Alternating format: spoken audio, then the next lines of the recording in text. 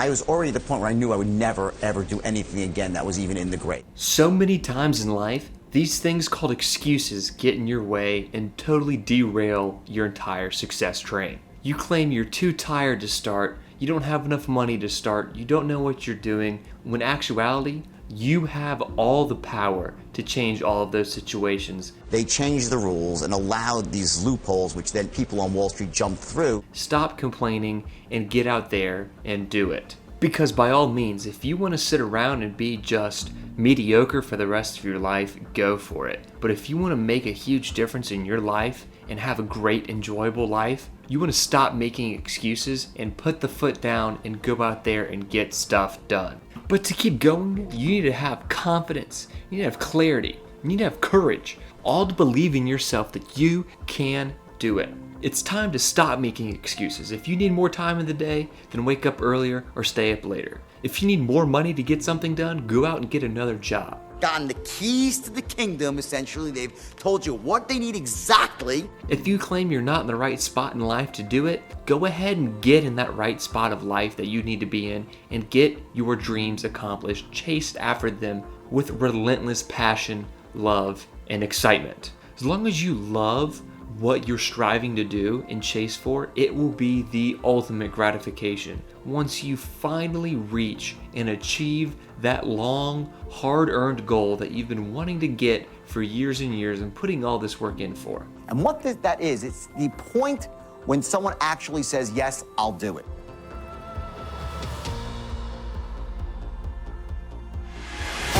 The ones that gives you all the frickin' reasons why they can't go out and become successful. They're filled with reasons it costs too much money, I have to work too hard, I have to travel too far, I have to risk taking, and I call them ducks, quack, quack, fucking ducks, quack, quack, quack, right? Those are basically the losers in life. We call them ducks. And these ducks, they always tell you the reason why they can't get successful. And they wallow around in a duck pond filled with duck shit and don't really ever go anywhere. They're so sold on their own story, the story they create up here, their own narrative, the tale they create about why they can't get what they want. And it's actually the story that they tell themselves about why they can't get what they want that stops them from getting what they want. They talk about something called the collective unconscious. It's like this ability to tap in to information and thoughts and ideas that really aren't even your own. And you see this very often. It's most apparent in like the music world, where you'll have a guy like some band will come together and for like 1 year they make the most amazing music ever and they can never do it again. Something happens sometimes and this window of clarity opens up, and if you know the rules of success, you jump through and make hay when the sun shines. Well, what happened was my window of clarity opened up and something hit me, and I looked at these guys and I uttered these 5 magic words like, don't you guys get it? Every sale is the same. And they're like, what?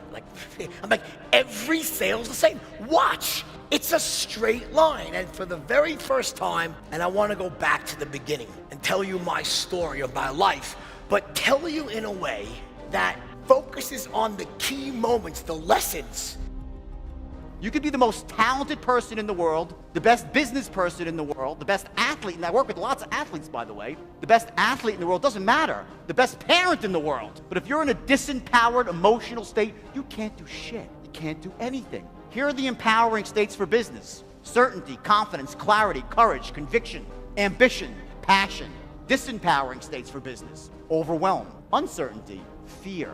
Those things destroy you. Now, we can't manage our state all the time. You're not a robot. I try this stuff. I'm pretty good at this, but believe me, I fall out of state all the time. But that skill, that in the moment when it matters, when it really comes down to it, can you manage your state? We live in a world where shit happens. We do, right? You're walking along doing everything right, and bam, you get hit with a lump of it between the eyes, right? And at that point in time, you take that punch. That's when state management really matters.